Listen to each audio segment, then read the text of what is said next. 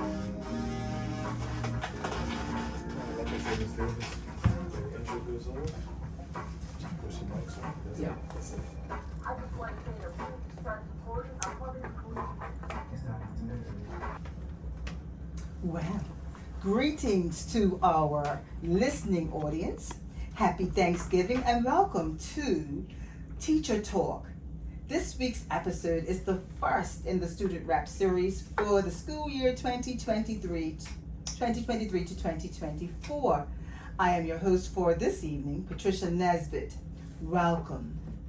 Now, for this our first episode, and you won't hear me after this week for a while, not until March probably, we are happy to announce that we have two new hosts for this show. The first person I'm going to introduce you to is Nijanae Pemberton. Now, I know Nijanae because she says that she was a student of mine at Cedar Bridge. And I vaguely remember her, but she must have been so sweet that I have no cause to worry about what she's getting ready to become. Right, Nijanae? Yes, that's totally correct. Yes, and so I'm sorry that I vaguely remember you. I'm so sorry that I vaguely remember you, but you're gonna refresh my memory tonight, right? Yes, I will. Okay, and the second person is Miss Chantal Lee, who likes to be called Tal. How are you? Hello, everybody. It's me, Teacher Tal. How are you today? Teacher Tal. And if you don't know Teacher Tal, she is a wonderful teacher at Perform to Learn. Yes, Perform to Learn. I met her last week. Has it been a week already? Yes, I met her last week. She's one of those teachers that bubble over, like bubbling over. It's a Christian song, bubbling over. Is that what the song goes? My cup is Yes. full. Your cup is full around there? Oh, you know exactly what I'm talking about. Mm-hmm. And I loved interacting with you last week. So welcome, Nijanae and Teacher Tal. All right, so Nijanae, why don't you tell your listening audience a little bit about yourself, what you're doing currently, and where you're looking to go with your career. Okay, so currently I am enrolled in the Bermuda College, and when I'm not there at the college, I do production on the side. So right now I am doing a production with the Seasons Learning Center. They are doing the Grinch for their Christmas play. I wrote it and now we're directing it, getting ready, setting it up, and so where I want to go, I hopefully want to get my associates in English from Bermuda College and then move either to the UK or Canada to Dalhousie or even to Atlanta to SCAD to continue to get my bachelor's and even maybe my master's in film. Oh, loving your journey. I can't wait to see what you're going to become. You know, that excites me. Pardon? The Grinch thing again? The Grinch thing again? What Yeah, do you say? I misread words and all that sort of stuff, so it has to be said slowly. So, Okay. yeah. Miss Davis is here with us. She's our technician for tonight. Good evening, Miss Davis. Gina Davis. Good evening. I'm sorry, I was supposed to be quiet, but I had a question. She broke the rules. That's not unusual. She likes to break the rules and then beg for forgiveness afterwards. That's what she Yes, I does. do. But she wants you to just tell the listening audience again about the Grinch.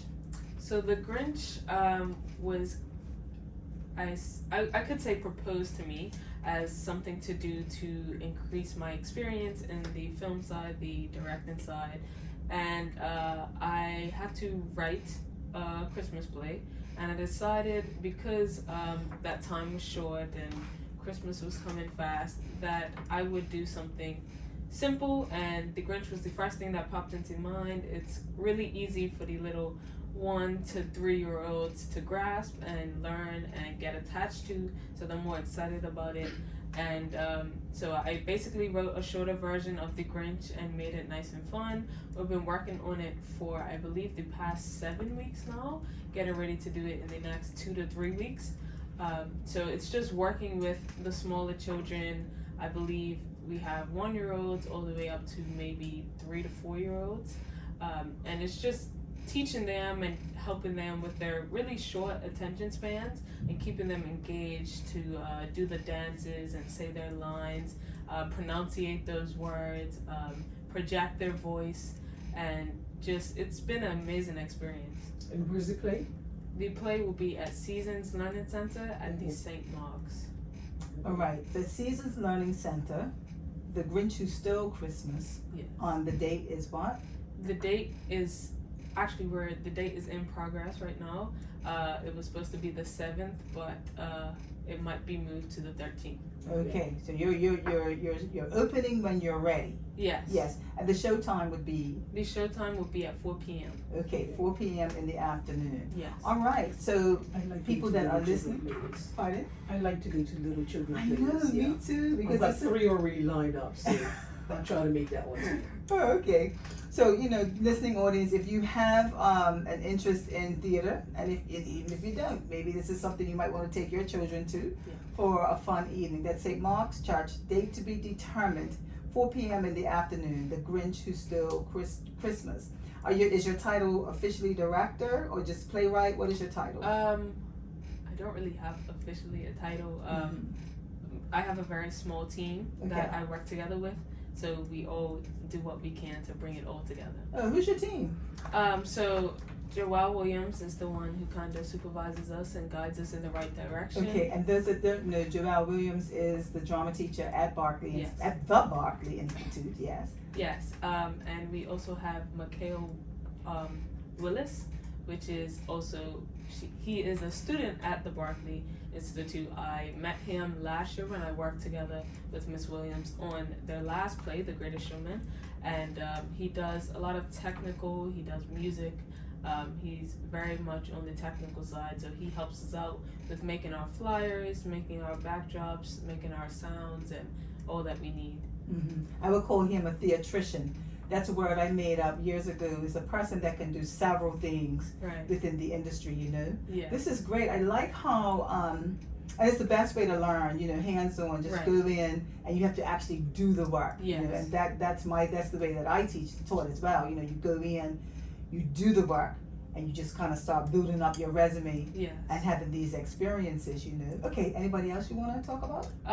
I just want to say a quick shout out to all the teachers at both the Rosemont and St. Mark's location. They help us. They are teaching us when we can't be there, obviously every day. They're continuing what the students are learning. They're helping us progress and helping us with the production, giving us the encouragement and anything that we need.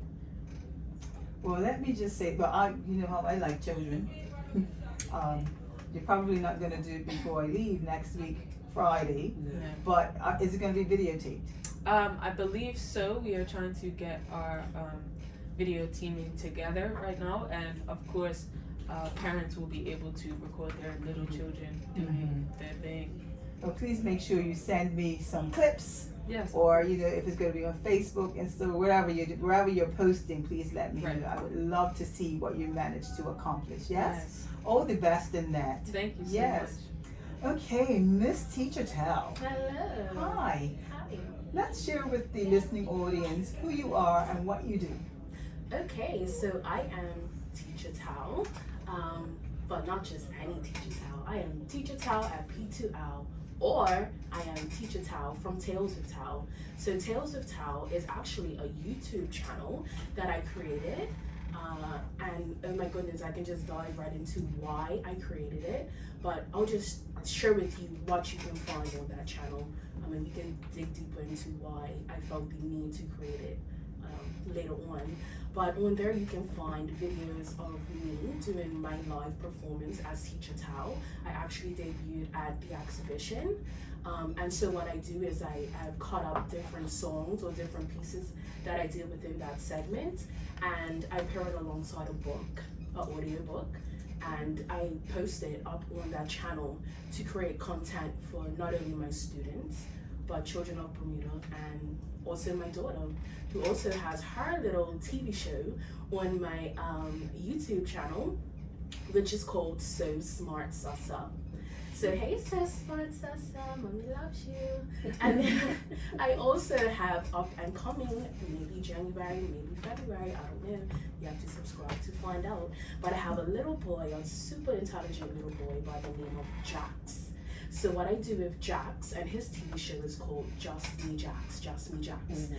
What I do is I take them around to different locations in Bermuda, and I just go over activities with them that different teachers or parents can watch and see to get different ideas of ways they can teach their child at home, or for teachers things they can implement within their classroom in a fun and engaging way. You can also find on that channel audiobooks. So I do audiobooks and puppet shows. You can also find that up there. And also at Perform to Learn, where I am currently the deputy, we do special videos surrounding the topics that we teach each month, and super high quality videos, super stimulating, just wonderful content, just coming out of a Bermudian school in general, you know what I mean? And you can find all that there also. So yeah, that's one little avenue that I'm in, but I do have many. I tend to keep myself busy. Yes. I'm quite impressed with both of your hosts. Yes. And wow, I'm impressed. I'll tell you what's really exciting to me, because with the Department of Education, I talked to the education officer for social studies, and my new philosophy is going beyond the text.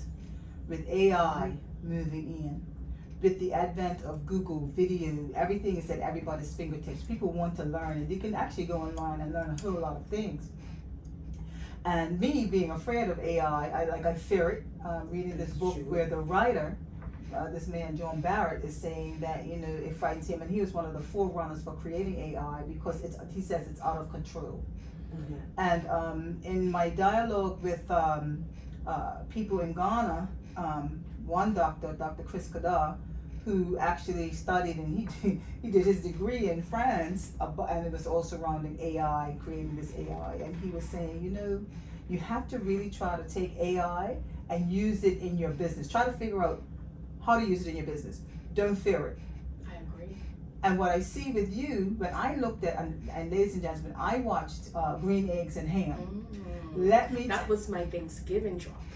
Oh, okay. That was for like now, tonight? But I dropped it yesterday. Yesterday, okay. Let's tell people where they can see the Thanksgiving drop, Green Eggs and Ham. So you can go onto my Instagram or my YouTube channel. It's called Tales with Tal. T-A-L-L-E-Tales. T-A-L-E-S. Tales. Tales, like stories. Tales. So what's your name? With Tal. T-E-L-L-E. So Tales. Tales with Tal. You Right. can also type in Teacher Tal. And it Right. will pop No, up I just also. wanted the correct spelling of the Tau art. Okay. Yeah. So I also did a puppet show during the exhibition. So it was actually a double release. So you can either watch the puppet show, which has a little bit of the actual pages in there, the storybook, just so that they can still follow along with the story, along with the puppet. And then it was an audio release, which is just the book and my audio without the puppet show. So it gives a variation of different ways that you can stimulate your child. I also did a Halloween release, The Good, the Bad, and the Spooky. I loved that title. Yes, I loved that. Yes. Oh my goodness, you have to give it a look. I consider myself to be a jack of all voices, so I could just switch it up according to the characters that are within the book. So I have fun doing it, but again, talking about the motive that I was getting into earlier, being able to see the look on my daughter's face, and she sees herself pop up on the screen, or the look on my students' faces when they see themselves up on YouTube, similar to the characters that they're watching anyways, because we're living in a YouTube-driven society. So just imagine what that's doing to their confidence and their development, being able to watch back an experience that they had maybe a week ago. So their attitude is probably doing something like telling them, I can do it too. I can watch I don't know what children's shows are. The first thing that pops into my mind is Sesame Street. Mhm. But I can do that too. I can be like Sesame Street. Mhm. And to me, this is going beyond text, not just the book anymore, but you've got that. I just want to remind our listening audience, we are listening to Teacher Talk, Students Rap, and I would like you to call in if you'd like to join in the conversation. The number is 297-1027, and you're listening to Magic 102.7 FM. All right, so now, what does your future look like, Chantal? We've heard what Nijane's future looks like. What does your future look like? Near future, far future. Whichever one you want to talk about, or even both. Okay, well, coming up on December 16th, I am putting on a show at the Cocoa Reef Resort called Letters to Santa.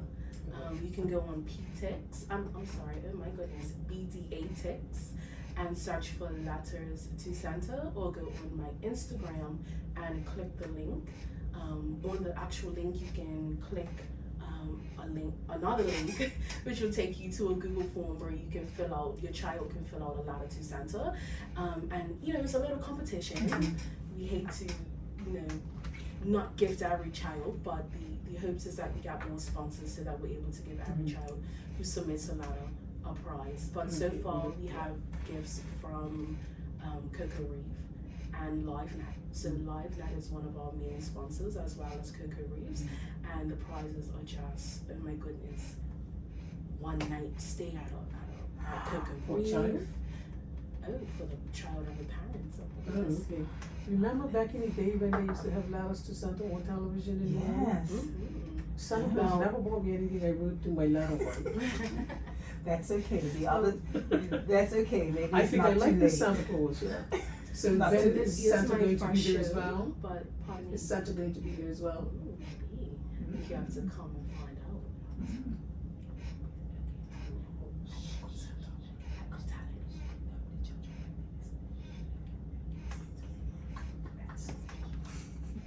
Oh, best friend.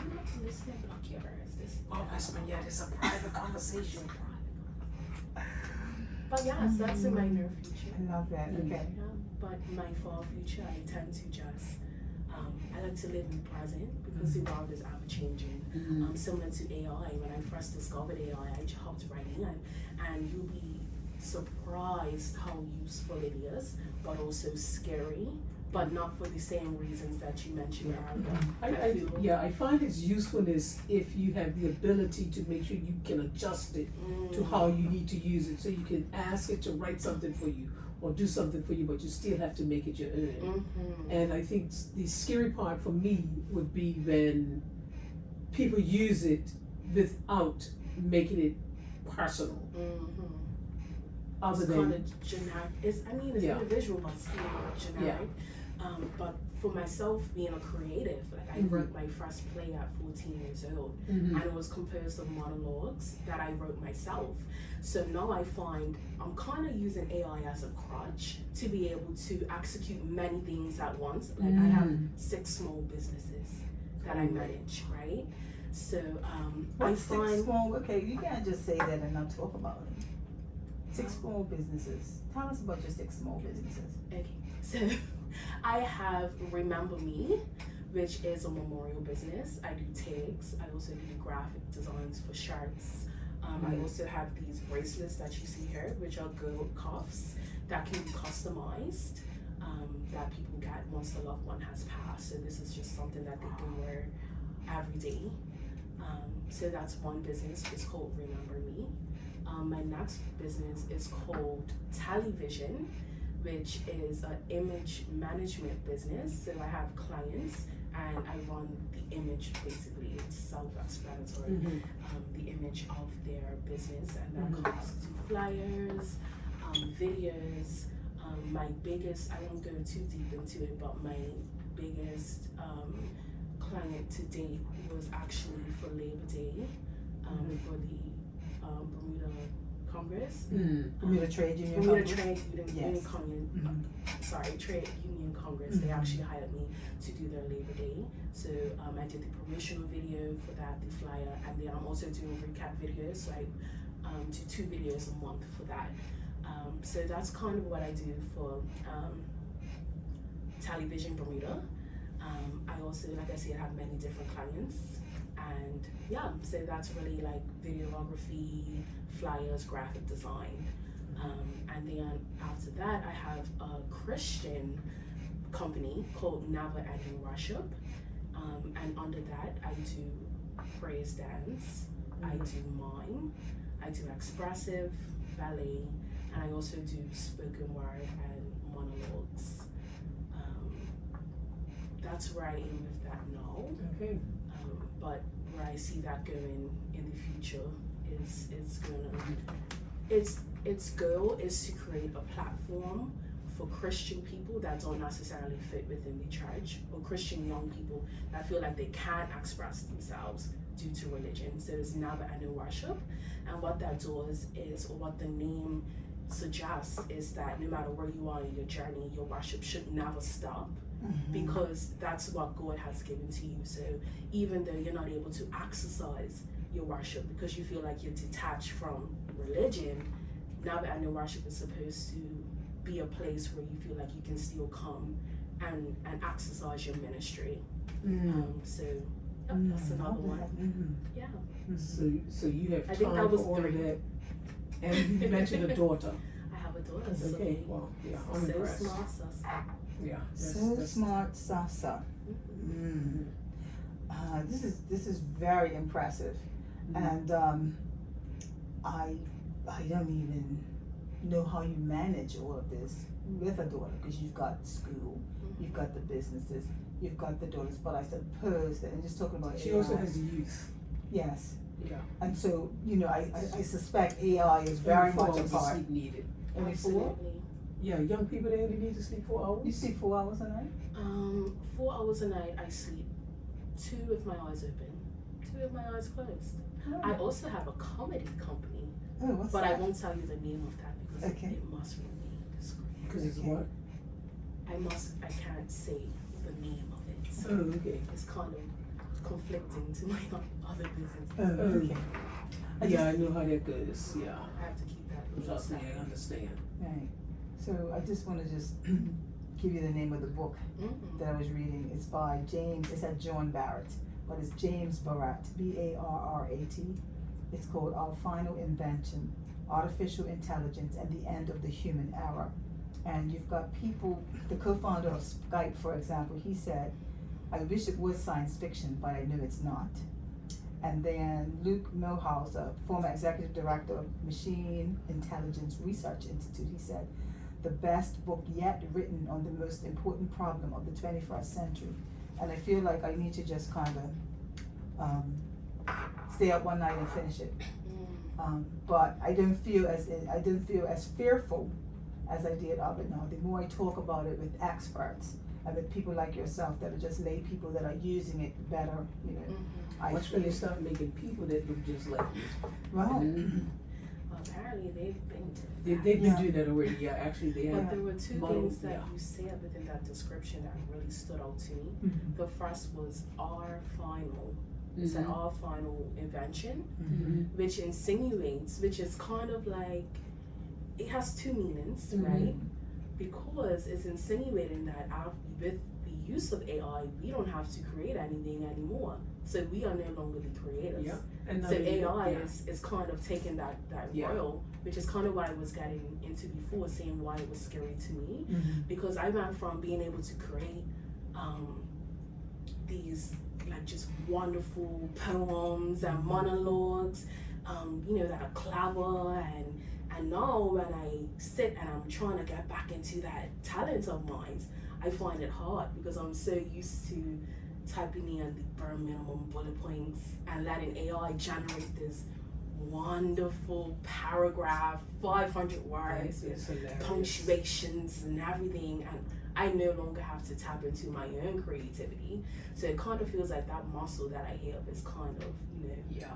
losing strength, which is scary as a creative.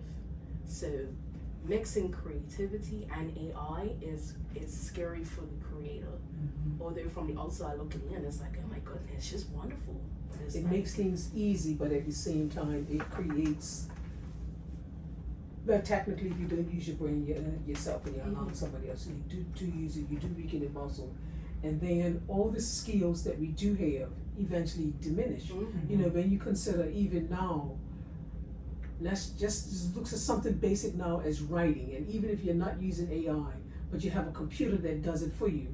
So if you type whatever you type in and the computer corrects it for you, then you don't need to know how to spell. And so then you don't know how to spell, and when it comes to actually writing, and you see it even when you go into stores, everybody's accustomed to the cash register telling them how much change, and the minute it doesn't work, they can't even mentally calculate how much change they need to give anybody because they don't need to do it anymore. And those are the things that make it scary, because the real human intellect gets lost. Absolutely. But at the same time, it just makes things easier. I'm thankful for some things though. I mean, with organizations like the Writers Guild of America Yeah. and the Writers Guild of Britain, they actually are trying to make sure that things are in place to protect writers. And protect the images of the persons. Exactly. You know, even the acting guilds and the film guilds, all of them are trying to protect the artists. They're doing lots of court cases. I don't know if you follow it, but I'm actually thankful that they're doing that, because somebody has to do something. I think about things like, and I already know that they have been working on this, I think about things like fine motor skills. So if you're not writing anymore, you lose your fine motor skills, for example, and that's needed if you're going to be a surgeon. But if AI is going to be your surgeon, there will be no more surgeons, it will just be AI. And I can remember reading several years ago, maybe a decade or two ago, how somewhere in China they had this space, this area where they were testing this, generations, maybe a generation ago, 30 years ago or so, but they had already been testing it. And so here we are today, and this is what we're facing, and it makes you wonder what happens to the human. Right. And not only that, humans also have that capacity that, like if you drive your car down the street, your car isn't going to see, even if it does drive, it cannot make that intellectual decision to stop. It has to be stopped by somebody. I mean, now they have some self-driving cars and all that sort of stuff, right? But let's just say they run over somebody. A car doesn't have the capacity to say, let me go look to check to see if that person is okay. But that's a human that would do that. So no matter how much, right, and maybe I'm fighting for humans. It's like no matter how much technology strengthens and goes and becomes strong, humans have that capacity to be human. And we have that capacity to be, I can't even, I'm too tired to think of the word, compassionate, that's what I want. So we have that capacity. Now, I want to ask a question, and it has nothing to do with like a lot of that stuff. The question is, so as hosts, what do you guys hope, and how do you want to develop this program for young people? Well, I hope to just encourage young people. So many young people, I think, in this day and age struggle with finding ways to express themselves and finding hobbies that they can really express themselves in and get dive into and be encouraged in and be brought up in a positive light. So just reaching out to those creative minds in the community and just letting them know that there is opportunities out there for them, and encourage them to be their best, to start writing, to always write, and reach out to different people to see what connections you can get made. You can start writing plays, even I've always had this dream that I want a production company for Bermuda, and I don't want it just to be for actors. I want it to be for stage designers, artists, carpenters, people to work on the set, engineers, people who want to do sound design. There's so many things that go into a production, and not a lot of people see that. They just see actors and directors, they see that side, but they don't realize how much their hobby of art and different things can be inputted into a production. Right.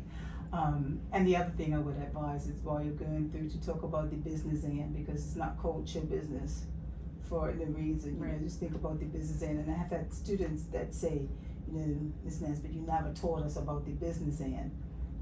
But that's also really, really important, I just want to remind our listening audience that you're listening to Teacher Talk. Tonight's show is Youth in the Arts, and the number to call for Magic 102.7 FM is 297-1027. So I'm going to talk to Najee for a minute. Once you finish Bermuda College, and you go to these universities, is your thought to come back to Bermuda, or are you going to wait and see what happens? What's your dream position? So that's the thing. Personally, I feel like some of Bermuda lacks in production at times. They have a lot of shows and stuff, but I believe Bermuda is a nice place to do movies and more plays. And I just want to make a space for that. But I also do want to make movies abroad and explore the production side out of Bermuda, because obviously we're so much smaller. We can create more connections.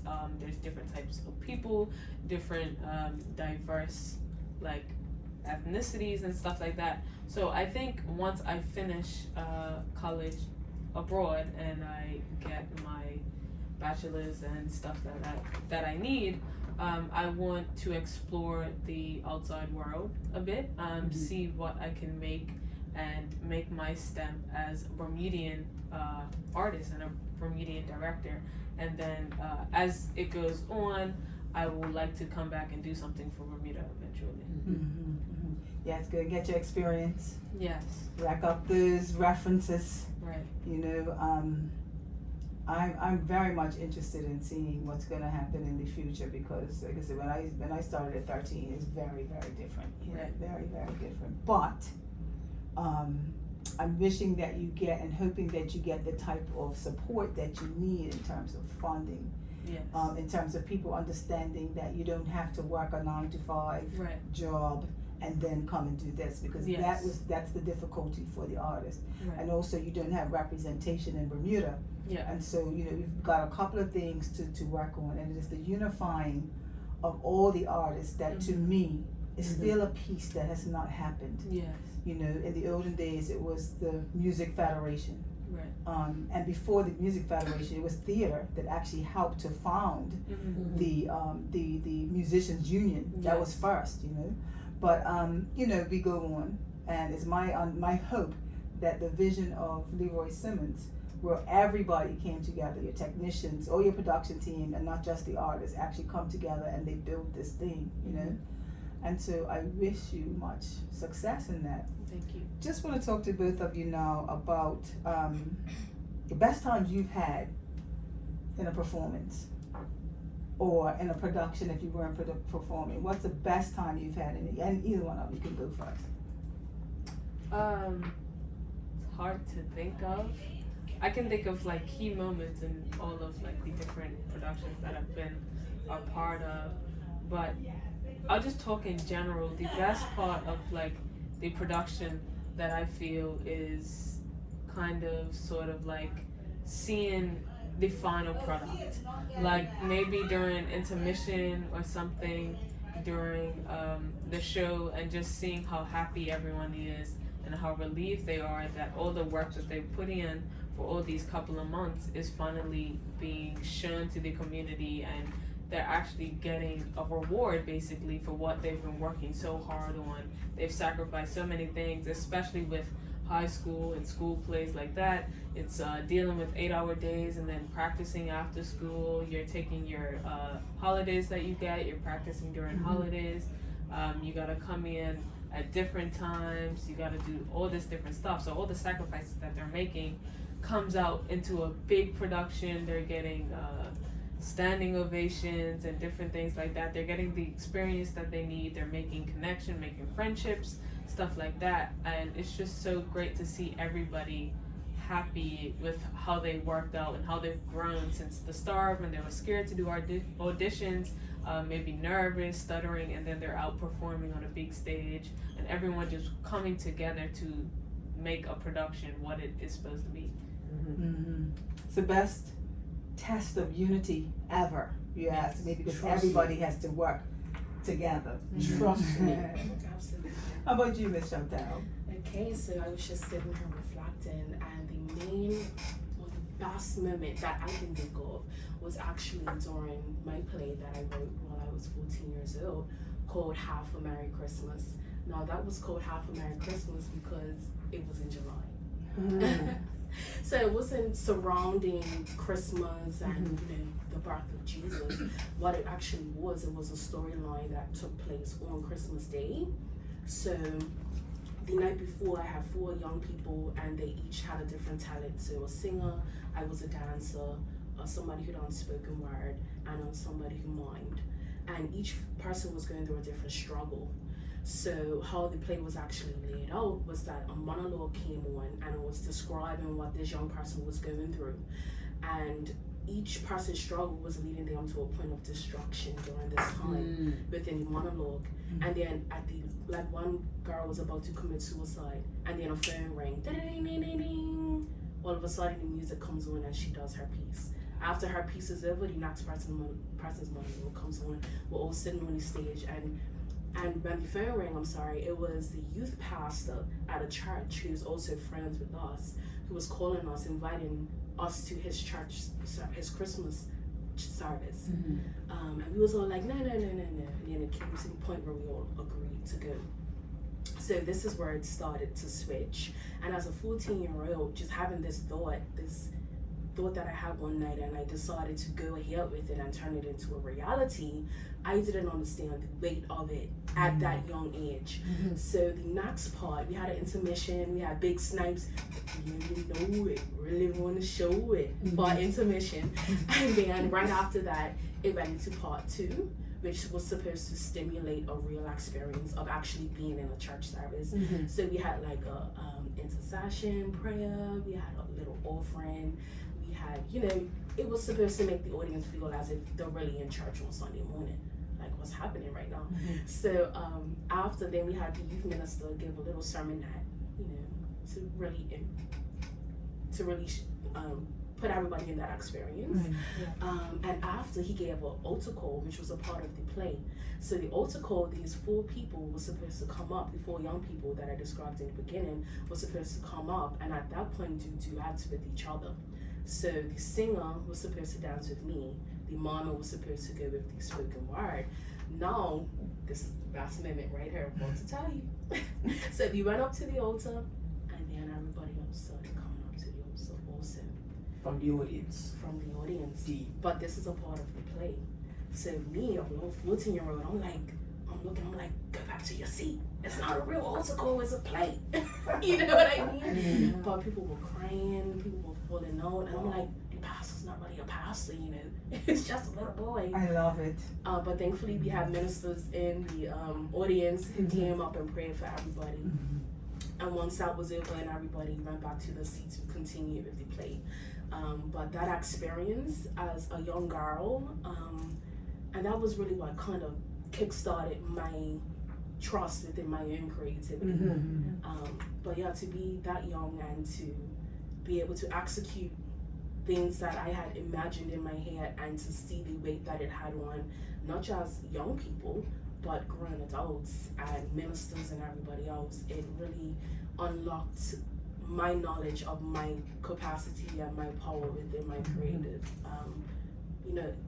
within my creative side. Because, you know, I am Christian, God-fearing, and I'm also Teacher Tao, and I also have all these other outlets. So just to be able to take that same process and apply it to every different avenue that I'm in, just all that in total wrapped up in a big old turkey and stuffed it and baked, and just, you know, it's just delicious. Happy Thanksgiving. Happy right? Thanksgiving. It's delicious. Yeah. Delicioso. Yeah.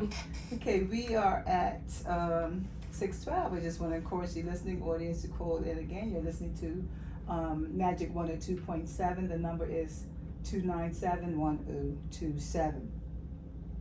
So, big dream.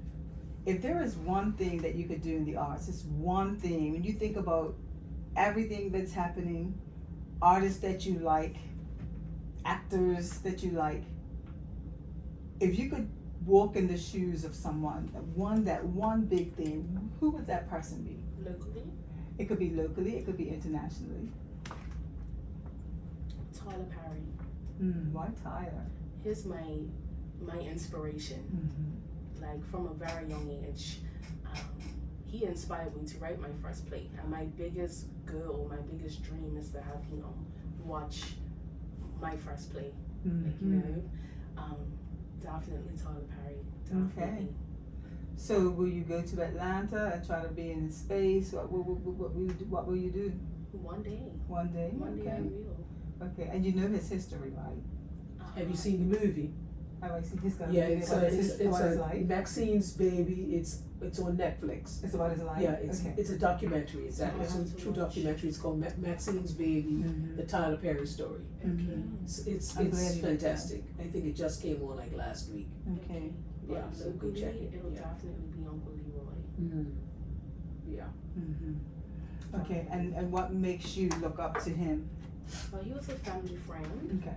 So my family is very well known within, you know, the arts community. So again, from a young girl, I'm just around all these people that are giants, but I don't realize the giants until I got to a certain age and I realized the impact that they had within the community. But I would never forget when Uncle Leroy had the live recording of an album at the Heritage Worship Center around the same time where he was doing Sunday Best. So just to see Sunday Best and, you know, watch it and see him bring that whole concept at the level that he brought it at, or to Bermuda, it was, you know, as somebody, like I said, seeing him as a young child and as your Uncle Leroy, but seeing that he was able to, I mean, it's hard to do things now in Bermuda, but I can only imagine back then, you know, what he really had to go through to be able to pull something like that off.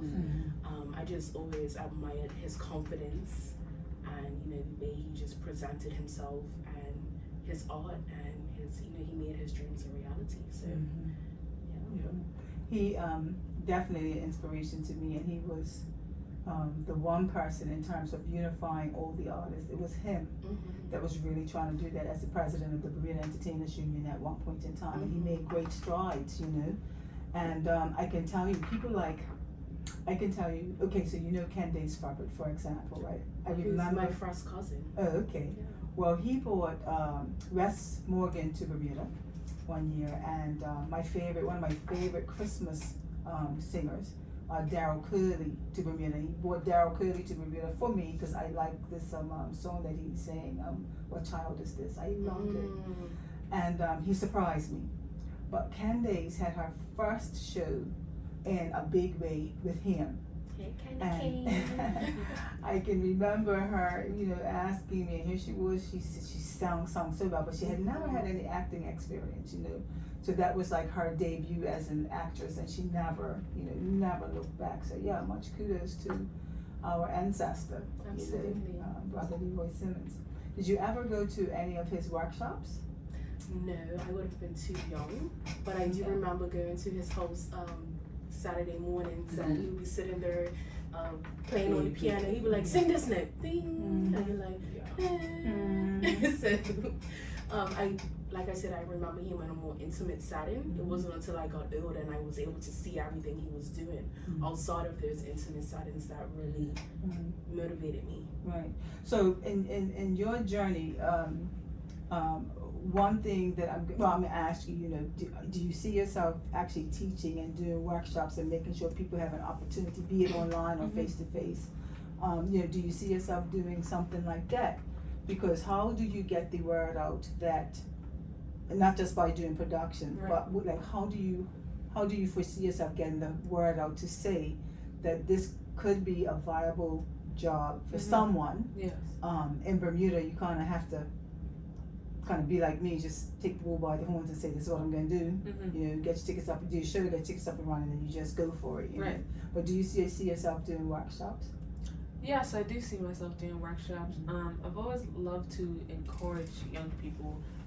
It's very rare that young people find people that they can look up to and people that they can go to for advice. I find like a lot of young people, they hold everything in. And I just like to teach. I like to pass my knowledge on, pass my experience on. So I would definitely see myself doing some workshops and inviting anybody to come in. No matter what you think your passion is. Your passion can be drawing, and you can end up painting the set design for us. Your passion can be singing, and you end up singing some tracks for us. And you never know what an experience can get you in the future.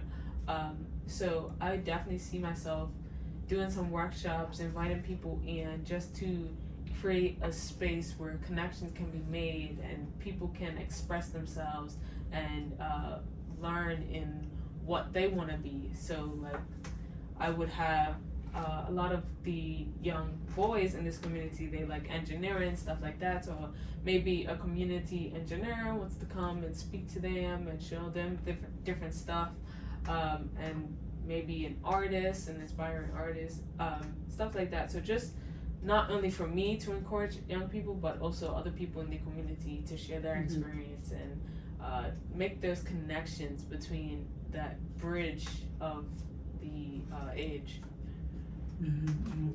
So, as we're talking about other young people in the community, both of you can chime in at any time that you want. Looking at the fact that we have 6 other shows that we have to do during the course of the year, 6, right? Can you tell your listening audience, who do you think we should definitely have on the show to interview? Who are the artists that no, people need to hear? Young artists? Young artists, yeah. Okay. Like I think about, for me, all summer I was trying to get DJ Young Sai, right? Because I understood that he was 11. I didn't want to have, I don't want recorded music. I really wanted a live DJ when we did through Shira's Door. I really wanted 2 live DJs that were mixing and playing off of each other for the show, and I could not get him. But I finally got his mom. He said, he could do one night, but not the second night. I was like, and we didn't have it. And so the DJ that I had one DJ, and he was an older person.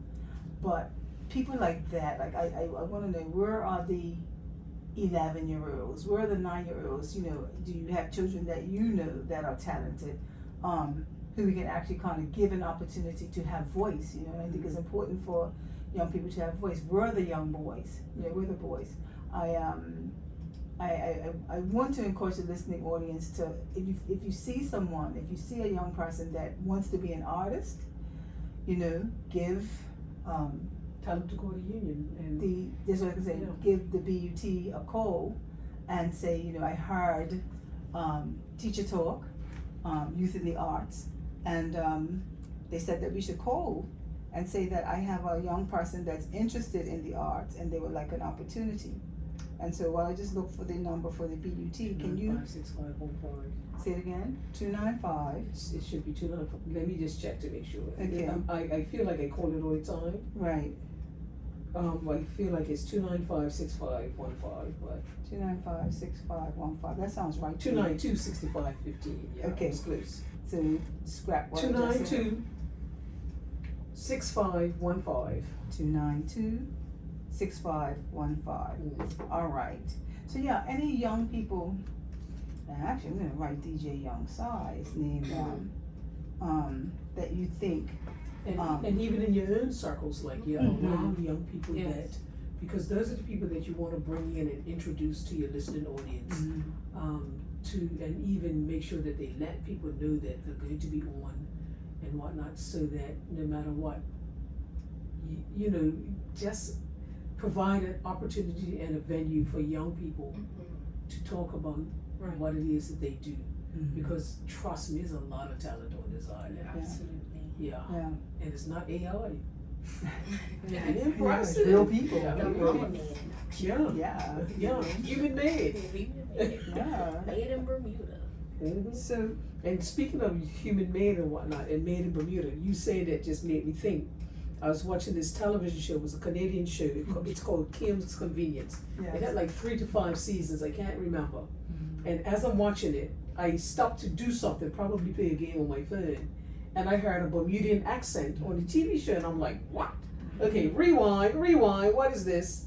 And I turned and I rewinded, and there's Darren Harbit, a Bermudian, on this TV show, as a Bermudian. Mhm. He was using his accent in his look, and he was talking, had that Bermuda accent in his room where he was working. He had like a Bermuda flag, and he was making genuine comments about the difference of pronunciations with Bermudian words. I mean, I was just blown Fantastic, away right? Yeah. because usually you have to be It's used, something else. yeah, well, American, Canadian, whatever the case may be. whatever culture you're Yes. sitting in, that's the dialect that Yes, people and- expect. Yes, but it was not, but the whole show, of course, they had Koreans and Canadians Yeah. and this and that and the Mixed. other. So it was really Right. nice to see a Bermudian accent on international television. Yeah.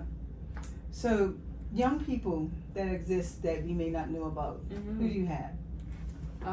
I would say Mikhail Willis, the person that I work with that's on my production team. Okay. He produces beats on the side, as far as I know. He does acting as well as doing like the editing for different videos and Mhm. stuff like that, cutting up the sounds and the tracks that we need. And I think he's coming up to be a very encouraging young man. Mhm. And working together with him on the past 2 projects, he is really talented, and I think that he will be someone that he can share light on to our youth. Okay. Who else? Yes, you do. You probably just blank right now, No, I can't think but of you anyone. think of it as because given all that you do, Mhm. there are people that you work with that it's your brain is probably inundated right now Mhm. with the names and the faces of the Mhm. different people that you can use. And then of course it also becomes the process of getting people to understand radio means nobody sees you, they just hear you, and it's nothing to be afraid of. Mhm. Yeah. So in my mind, I think of Serafina just happened, Mhm. and I think of Chinyere Masake who played Serafina. Oh, She's yeah. one of my favorite artists. Okay. And I would She was love a to. little girl. You do? I didn't know her when she was a little girl. The first time I saw her was when Buna was opened. What fascinated me about her is I swear that she was the embodiment of Erykah Badu when I saw her. Yeah.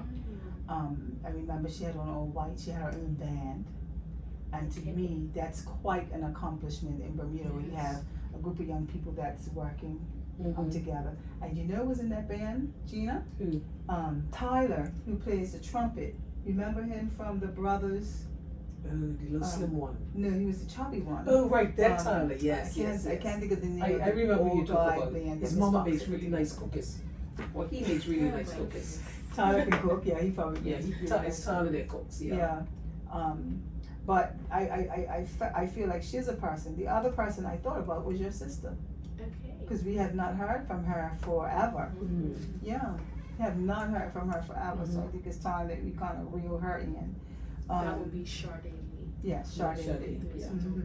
And we can look at I'm saying we like I'm gonna be here. I'm not gonna be here. Mhm. You can have another person sitting in this seat, but Right. I'll be listening in. I was thinking about from the Greatest Showman. Right. Like who is there anybody from that particular show that you That might want boy. to? The boy that can sing, the young boy that really sang well. I can't remember his name, and I don't remember the character. The dark one. The main character. The main Yes. character. Main character. Yeah. That would be Jaden Alex Woolridge. Don't want to mess up his name. I think it's Jaden. Waldron. Alex Waldron. Yeah, he was. I Yeah. was quite impressed with him. Mhm. Yeah, I didn't see Serafina. I hate to say that publicly, but I was on sick leave, so I Mhm. couldn't go in public. Okay, you're forgiven. Is he still a student at Barclay? Do you know? Or is he- Yes, he's currently doing dual enrollment, so he is up to college as well as going to Berkeley. Mm. Okay, and perhaps you can have a conversation with him. Yes, of Yeah, course. so we've got one, you have your sister, yeah. I got DJ Sai, I got Chaneri, you've got Mikhail Willis. Mhm. All right, we need, and we'll try to make sure that we 2, 3, 4, 5. We need one more. Okay, and as you're Yeah, thinking couple. about that, right, Mhm. let me just remind the listening audience Yes. that when they come into Teacher Talk, who's her and when, I'm getting old, just wrong chat. Mm-hmm. 6:28. We just need one more person while Miss Davis is doing that. I don't know if you want another young lady from The Greatest Showman. Sure. She played Jenny Lynn. Yes. Her name is Collage. Last name is not coming to me, but Okay. she was one of our young actors, and it was really nice to bring her out of her shell. When I first met her, we had seen each other before, but it was just great to see how far she had come. She done singing before, but she had a much quieter voice and stuff like that. So being younger than most of the cast and stuff like that, bringing herself to the light and having that courage, I think she's a fantastic person to have on the show. Okay. That'd be nice. Yeah, that'd be great. Okay, so this is Teacher Talk. It's on Thursdays. It comes on every Thursday. So the first Thursday of each month, it's Men in Education. The second Thursday of each month, it's Teacher Spotlight. The third Thursday is Take It Back Thursday, and the fourth Thursday, as in tonight, it's Youth in the Arts. So be sure to tune in to Teacher Talk every Thursday from 5:30 to 6:30. Back to you. Okay, well, ladies, our time is up. Teacher Tell, it was so lovely having you on board, and can't wait to hear the next episode, which will take place January 22nd. Yeah. And Najane, always a pleasure to see you. As well. I'm still trying to think, so what did I do with you, you know? But I'm going to be following you Yes. from whatever part of the world that I'm in. I will be following you, and you must keep me abreast of how you're developing as well. And you, Miss Lady, with all the video, I'm just impressed. Thank just you so impressed. much. Okay, ladies and gentlemen, we are at the bottom of the hour. It's 6:30. Thank you for listening in. You have just listened to Teacher Talk, Youth in the Arts. Enjoy your weekend and the rest of your Thanksgiving. 102.7 WNJFM Bermuda. Magic.